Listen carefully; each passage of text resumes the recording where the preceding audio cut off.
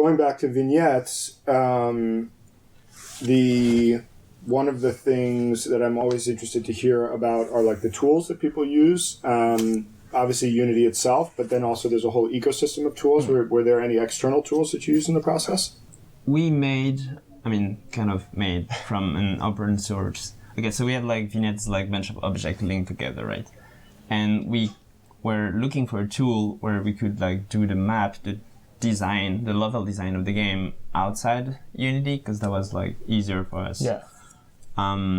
And we actually found that like the structure of the game was like the same as like a narrative game, where you get like from every event you get different choice, and then it leads to different paths. And that was actually how like vignettes set up. Like we don't have a node map kind of. Like, we don't have any text, but like it happens that the game structure is like the same as like a narrative game. So we used something called Yarn, which was used for Night in the Woods too. And we just like kind of like tweaked it a bit to work with like the vignette like ecosystem. But yeah, so we'll use tool for like narrative game, even if we don't have any text. Yeah. That's super interesting just to see how, because so Yarn, right, for people who aren't familiar, was a tool that was made to import Twine content into Unity, right? And which is open source and available. But it's really interesting to hear in your wordless game that became useful. That's super cool. Yeah.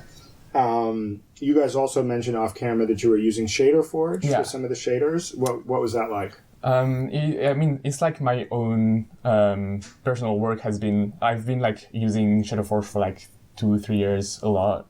And it's been a more and more important part of like just me building kind of like my visual aesthetic in Unity, because I come from a visual artist background, and I studied like video game graphics at school, but I never had any interest in like AAA video game graphics.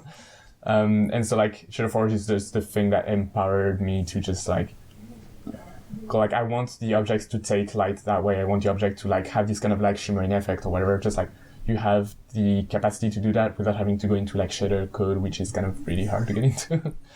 I've been like offloading more and more of my work from like Unity scripting onto just like making shaders that make what I want them to make in terms of like visual effects and stuff like that. And in the case of vignettes, there's not that many like exotic shaders going on, because it's like, it's very kind of minimalistic, solid colors. We didn't need a lot to that. It's just like textures, no shadows or anything.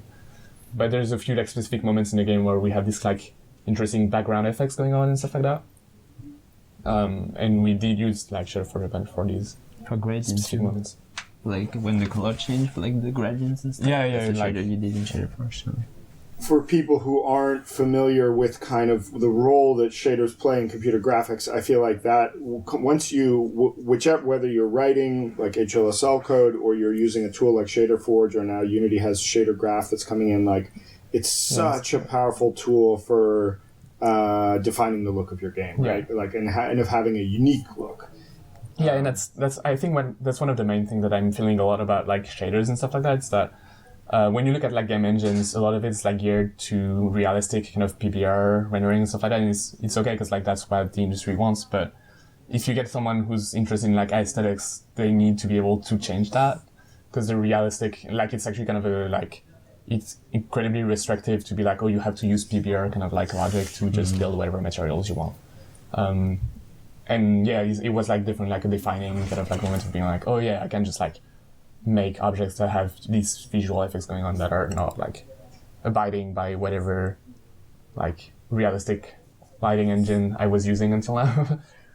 Yeah, that's super interesting. I mean, I think that it's one of the conversations that I'm interested in relation to 3D graphics. I think we've been there's obviously this great passion for achieving photorealism, right? That's been driving the industry and driving a lot of the tech, and is clearly very important.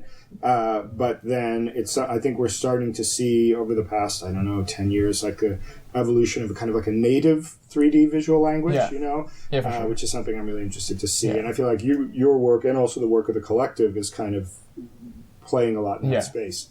Yeah, and in that vibe is very important to have tools that are like not geared for one specific kind of rendering style and more like opening the doors to different styles. It's like you have everything available to do what you want to do, as opposed to like you have a very powerful engine to do exactly that thing that we want you to do.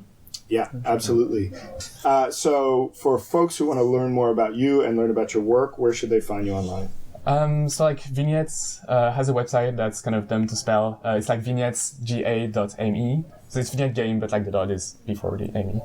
Trying to get too clever with like URL never worked. Then we have to say it, and it's like, oh, it's done. But you can also, like, if you want to just follow us on Twitter, Armel is at Gib, G-I-B. I'm my own full name, so I'm not going to spell it this time, but just follow him. And then if you want to know more about Klondike, you can just go to klondike.fr, which is our website. And from there, you also have links to like every single like member of the collective if you want to check out more, stuff like that. Or you could just download Vignettes on the App Store. And yeah, then like if you just look up Vignettes on the App Store, either iOS or Android, it's just gonna come up and you can buy it and play it. Awesome. Well, thanks so much for coming to speak with us. It's been super interesting. Yeah, Thanks you. for having us.